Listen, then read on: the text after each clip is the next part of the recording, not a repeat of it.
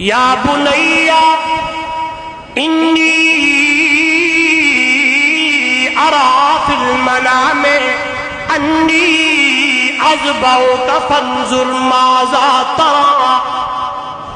یا بنیا اے میرے پیارے بیٹے، جی بابا، انی ارى فی المنام، میں نے خواب میں دیکھا، انی اذبحک، تیری گردن پہ چھری چلا رہا ہوں، تجھے ذبح کر رہا ہوں، فانظر ماذا ترى، تیرا کیا خیال ہے، تو کیا کہتا ہے؟ سبحان اللہ.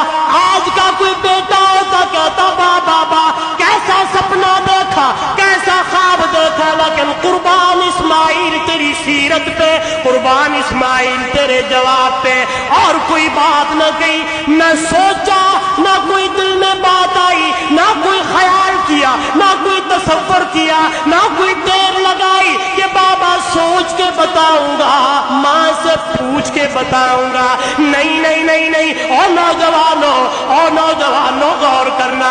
سیدنا اسماعیل نے فوراً ہی جواب دیا، یا ابت افعل ما تؤمر ستجدنی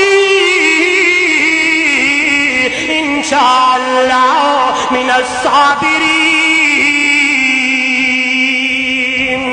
بابا جی کر گزر جس چیز کا تجھے حکم دیا گیا ہے. ابا جی اگر اللہ میرے قربان ہونے پہ راضی ہے، ایک جان ہے، ہزاروں جانیں قربان کرنے کے لیے تیار ہوں. جب بیٹے نے جواب دیا ٹھیک ہے، سیدنا ابراہیم علیہ السلام نے کہا تیاری کرو. بی بی ہاجرہ کے پاس گئے، ہاجرہ جی آج بیٹے لختے جگر کو ایسا خوبصورت بناؤ. خوبصورت تو پہلے تھا، کہے تو صحیح سبحان اللہ.